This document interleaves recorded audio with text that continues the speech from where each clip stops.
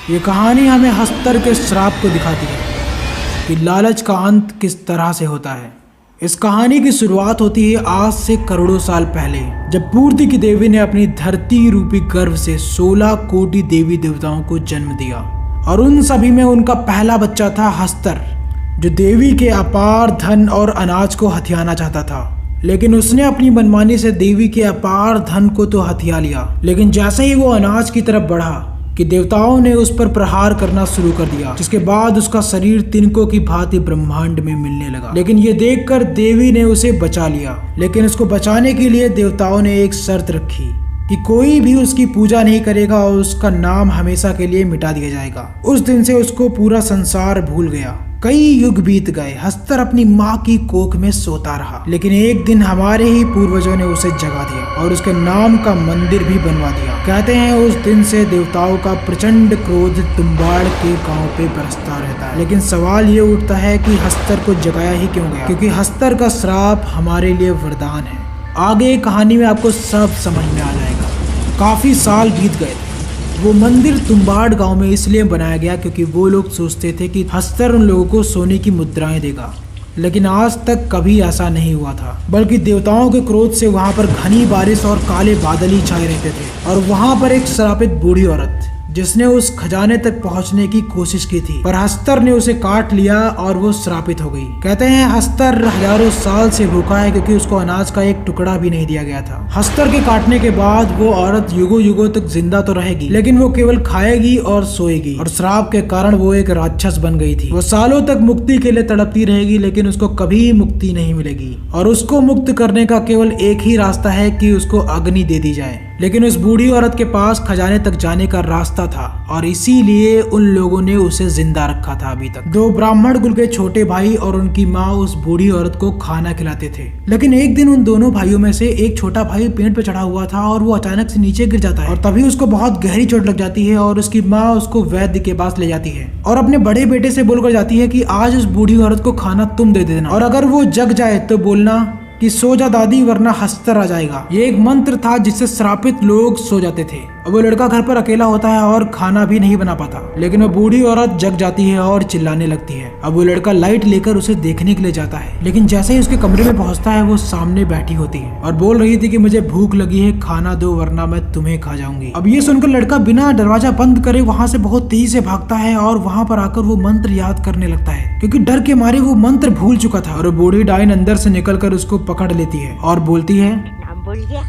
और उसके बाद वो खींचकर उसे अंदर ले जाती है और जैसे ही उसे खाने चलती है वैसे ही उस लड़के को मंत्र याद आ जाता है और वो बोल देता है अभी सो जा, रास्ता आ जाएगा। और तभी वो बूढ़ी औरत सो जाती है। अब जब उसकी माँ आती है तो उसको पता चलता है कि उसका छोटा भाई मर चुका है और ये लोग तुम्बाड़ गांव छोड़कर चले जाते हैं। अब 15 साल बीत चुके थे और वो लड़का तुम्बाड़ में फिर से आता है, क्योंकि वो जानता था कि दादी के पास खजाने का रास्ता है और वो उसे जानना चाहता था। वो उसी अपने पुराने घर में जाता है और वहाँ काफी जाला लग चुका था। वो सभी जालों को हटाकर देखता है कि किसी का दिल पेड़ों में धड़क रहा, और जब वो नीचे देखता है तो वही दादी पड़ी हुई थी और वो उन्हें जगाता है और उनसे उस खजाने का रास्ता पूछता है। लेकिन इस बार वो बूढ़ी डायन बता देती है क्योंकि वो मुक्ति चाहती थी। वो अपने मुक्ति के बदले में उसको वो रास्ता बता देती है और इस बूढ़ी औरत के ऊपर एक बहुत बड़ा पेड़ निकल आया था। अब वो आदमी जाता है वहां पर और बहुत खुदाई करता है और फिर लास्ट में वो देवी के गर्भ तक पहुंच जाता है जहां से खजाने का रास्ता जाता है। अब वो आकर बूढ़ी औरत को मुक्त कर देता है और यहाँ से बहुत सारा खजाना निकाल कर ले जाने लगता है। लेकिन अभी तक किसी को भी नहीं पता चला था कि ये खजाना कैसे आ रहा है। वो सोने के सिक्के निकाल कर एक आदमी को बेचता था, जिसके बाद उसने अपना कर्जा भी मुक्त कर लिया और अपने लिए एक बहुत आलीशान महल बनवा लिया। धीरे धीरे करते हुए उसने एक बाइक ले ली और एक कार ले ली। अब ये आदमी जिसको वो सोने के सिक्के बेच रहा था उसको ये जानकर बड़ा आश्चर्य हो रहा था, और ईस्ट इंडिया कंपनी के एक ऑफिसर ने इसको ये पता लगाने के लिए बहुत सारे रुपए देने के लिए कहा। तो इस बूढ़े आदमी के मन में बहुत लालच आ गया और ये एक नौकरानी को लेकर उस आदमी के घर गया और वहाँ उस लड़की को यह कहकर रखवा दिया कि ये मेरे भरोसेमंद। और इस लड़की ने उस बूढ़े आदमी को यहाँ से खजाने का राज जानकर उस बूढ़े आदमी को सारी बात बता दी। अब इसके बाद जब ये बात उस लड़की ने उस आदमी को भी बता दी, तब इस आदमी ने उस बूढ़े आदमी के लिए एक प्लान बनाया। लेकिन इधर वो बूढ़ा आदमी तुम्बाड़ गांव में पहुंच चुका था खजाने की तलाश में। लेकिन इस बूढ़े आदमी को नहीं पता था कि वो आदमी भी इसके पीछे पीछे आ चुका है।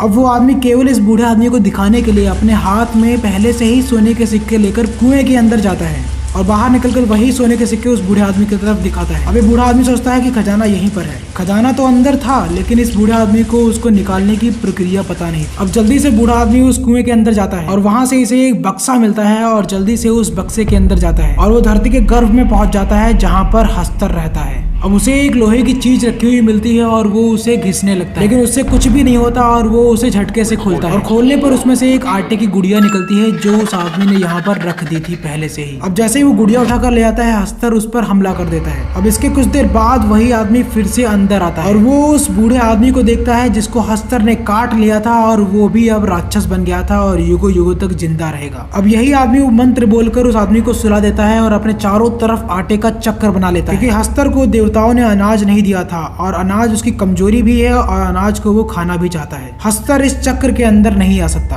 अब जैसे ही वो गुड़िया निकालता है, हस्तर उसके पास आ जाता है। अब वो आटे की गुड़िया को फेंक देता है जिसको खाने में हस्तर व्यस्त हो जाता है और तभी वो आदमी उसके पीछे लगी हुई सोने की पोटली को खोल देता है और कुछ सिक्के उठाकर फिर से उस चक्र के अंदर आ जाता है। अब जैसे ही वो ऊपर जाने वाला होता है, वो अपने बूढ़े मित्र को उस श्राप से अग्नि देकर मुक्त कर देता है और वो जल्दी जल्दी ऊपर जाने लगता है और हस्तर भी उस आटे की गुड़िया को खाकर उसे पकड़ने लगता है, लेकिन वो आदमी बाहर निकल जाता है और उस बक्से को बंद कर देता है। अब पूरे 14 साल बीत जाते हैं और इस आदमी का एक लड़का भी हो चुका था जिसको ये शुरुआत से ही उसी रस्सी पर चढ़ने की ट्रेनिंग दे रहा होता है और हस्तर की पोटली से किस तरह से रुपए छीनने हैं इसकी भी ट्रेनिंग पूरी दे रहा होता है। और अब ट्रेनिंग देने के बाद अपने लड़के को उसी तुम्बाड़ गांव में ले जाता है और सबसे पहले वो आटे की गुड़िया बनाता है और अपने लड़के को बता रहा होता है कि इस गुड़िया से ही वो आता है, लेकिन आज हम केवल प्रैक्टिस के लिए आए हैं कि उससे किस तरह से बचना है और यहाँ पर अंदर क्या है, इसीलिए हम इस गुड़िया को अंदर नहीं ले जाएंगे। और ये कहकर वो गुड़िया को फेंक देता है और वो अंदर जाता है और वो वही आटे का चक्र बनाता है और वो अपने लड़के को बताता है कि हस्तर इस चक्र को पार नहीं कर सकता और हस्तर केवल आटे की गुड़िया से आता है, तो आटे की गुड़िया हम बाहर छोड़ाए हैं, तो आज हस्तर नहीं आएगा। लेकिन उसका लड़का उस आटे की गुड़िया को उठा लाता है और जैसे ही वो बाहर निकलता है वैसे ही हस्तर उस पर अटैक कर देता है, लेकिन वो आदमी अपने लड़के को अंदर खींच लेता है और वो आदमी जल्दी से वहां से निकलने लगता है, लेकिन उसका लड़का उस पोटली को खोलकर पैसे निकाल कर ऊपर भागने लगता है और दोनों जल्दी से बाहर निकलकर उस बक्से को बंद कर और उसके बाद वो आदमी अपने लड़के को बहुत मारता है और बोलता है कि मैंने गुड़िया लाने के मना किया, लेकिन इसके बाद सब शांत हो जाता है और वो दोनों फिर से अपने घर लौट जाते हैं। लेकिन अभी असली खेल तो बाकी था। वो लड़का उस आदमी को यानी कि अपने पिताजी को एक प्लान बताता है। वो बोलता है कि इस बार हम बहुत सारी गुड़िया बनाकर ले जाते हैं। वो जैसे ही एक आटे की गुड़िया को खाकर खत्म करेगा, हम दूसरी गुड़िया फेंक देंगे और जब दूसरी खत्म होगी हम तीसरी फेंक देंगे, तो इस तरह से हम लोगों को बहुत समय मिल जाएगा और हम लोग बहुत सारे पैसे निकाल कर ले आएंगे बाहर। तो ये सुनकर वो आदमी बहुत खुश हो जाता है और बहुत ज्यादा एंजॉय करता है और बहुत सारा आटा पीसने के लिए बोल देता है। वो लोग फिर से तुम्बाड़ गाँव में पहुंच जाते हैं, लेकिन इस बार उन लोगों ने उस आटे के चक्र को उस बक्से के बाहर भी लगाया था और अंदर जाकर वो जैसे ही आटे का चक्र बनाकर 2 गुड़िया निकालते हैं, वैसे ही उनको एक हस्तर दिखाई पड़ता है, लेकिन गुड़िया तो 2 थी,